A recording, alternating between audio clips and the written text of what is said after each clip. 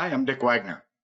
Today I want to talk about the 8 keys to make your marketing message stick. We all know how important it is to have our prospects and our clients remember our marketing message. Even better is when they put you top of mind and you're their go-to person. We're going to talk about these 8 things that help make that message stick in their mind. So let's just jump right into them. First and foremost, people identify with a regular guy or a regular girl. You don't have to be something special, unique, amazing, outstanding, just a regular person. People are comfortable with regular people because most people think of themselves as regular people. Number one, always have a smile, even when you don't feel like it. That's a tough one. Many of us have days where we just don't feel like smiling. But if you're going to be in the sales and the marketing world, calling on clients, even phoning clients and prospects, you better put a smile on your face because it comes through, it shines through. Everybody can feel it, even if they can't see it. As a salesperson, you need to learn how to get good at asking thought-provoking questions. On the Crest Network, after you log in as a member, you can go to the sales and marketing section, and there's a list of, I believe, 18 questions that you should be very familiar with and somewhat commit them to memory so that you can ask 1 or 2 or 3 of those questions when you're in front of a client or a prospect. Those thought-provoking questions help establish you as an expert in your field. You also need to be a good listener. And very, very important, because people today are extremely busy. They only want you to bring them helpful and useful information. You also need to have a compelling or a very unusual or interesting story. People respond to stories. When your stories are emotionally relevant to the situation or to the prospect, they'll sit up or stand up and take notice. They will be significantly aware of you. I highly recommend that you develop some short stories about your services. It could be, for example, a very short story, 2 or 3 or 4 sentences about a case history, about an example of how a client had a bad situation and you or your company rose to the occasion and helped them become a hero. You also even need to have personal stories, stories that make you a regular person. Interestingly enough, self-deprecating stories are some of the best. One of the people that was really, really good at self-deprecating stories and or jokes was Ronald Reagan. The President Ronald Reagan was extremely self-deprecating.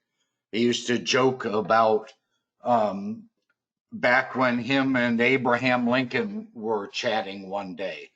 And what he was doing was making fun of the fact that, yeah, he's older.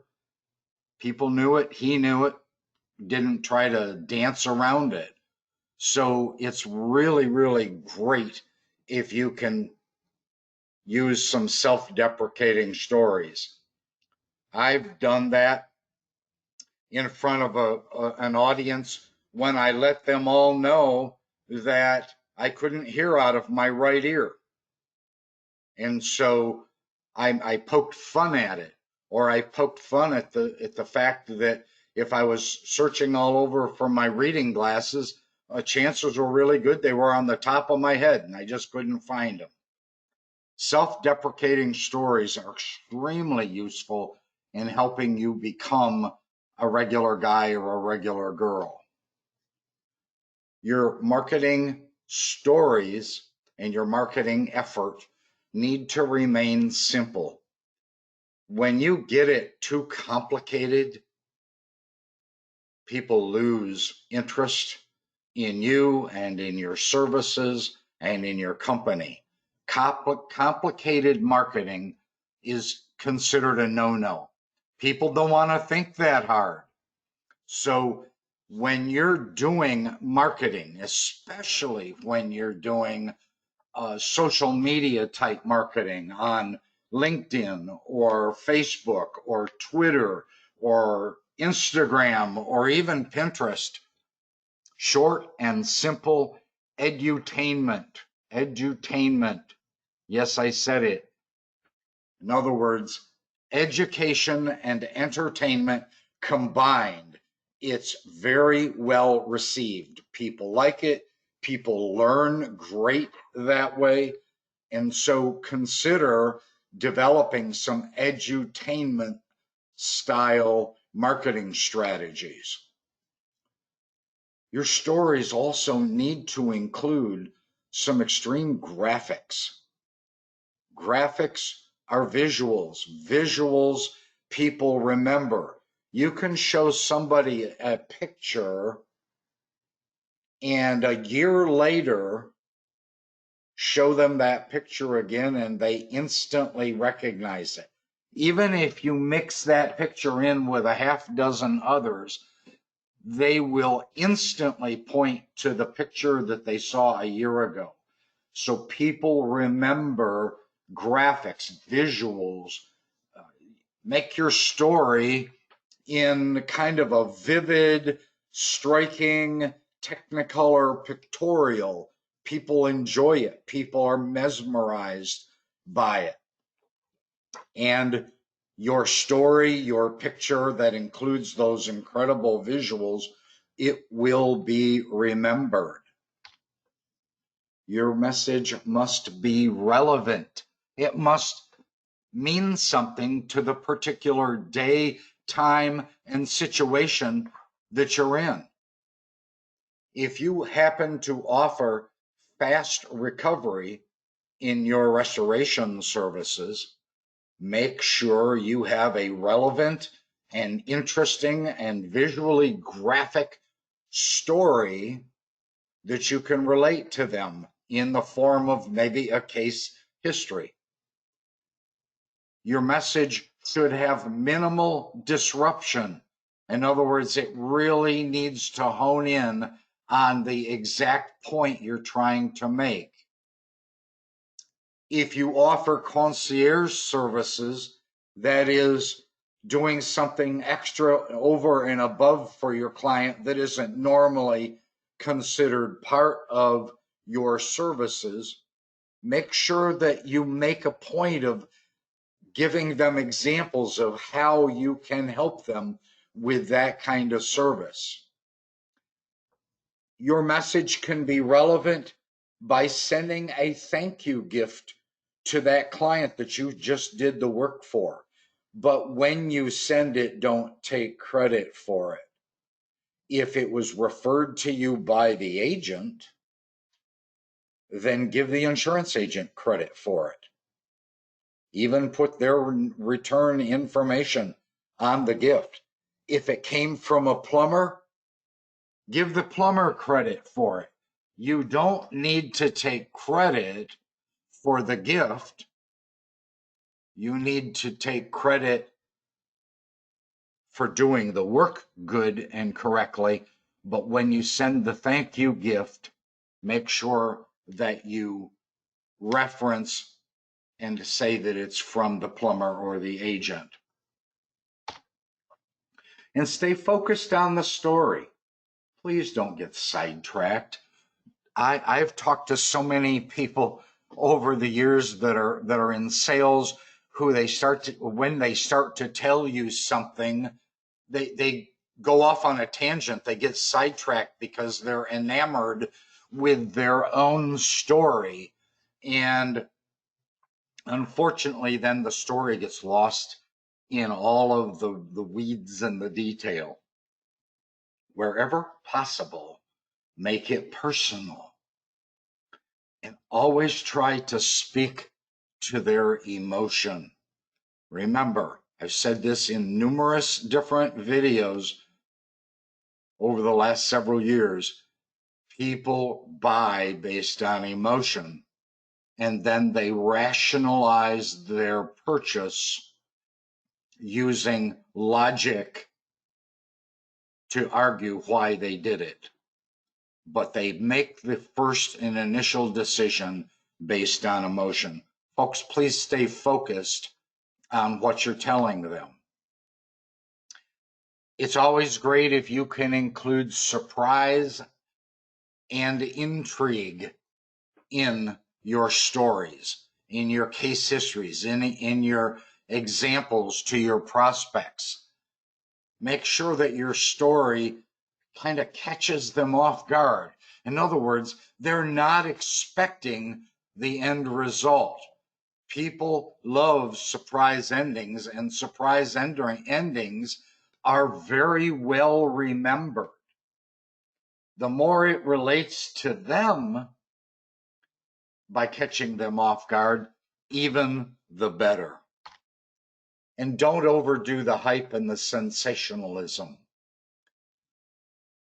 When you make something so sensational that it clouds the main issue, then it does indeed detract from the value of what you're offering. Simple, real people and real events are the most powerful that you can share. And the way you tell your story makes a lot of difference. It goes back to a previous video that I did about your sales presence. It includes things like nonverbal clues, how you speak, how you raise and lower your voice, how you speed up and talk a little bit faster, and then how you pause. All of those kinds of things refer to the way you tell a story, because it does indeed make a lot of difference. Folks, creating and sustaining top of mind awareness is a long-term process. It isn't something that you go out and you just do today in your sales presentations. It's not a one-time marketing event. It is done repeatedly over time, over and over and over, consistently and persistently, so that you become top of mind over the long haul. One of the very best ways to do that is to become a maven and to, as a sales and marketing person, deliver Maven articles. If you're a Crest member, they are available to you on the Crest website, hundreds of them, specific to a particular industry type. One of the things that becoming a Maven does for you is it creates in the prospect's mind the fact that you are credible, you are believable, and that they can trust you. And that is a critical part of becoming a sales person or a successful marketer, a successful ultra high performing salesperson. You must be perceived as trustworthy. I'm Dick Wagner. Thanks so much for watching. I'll talk to you soon. Bye-bye.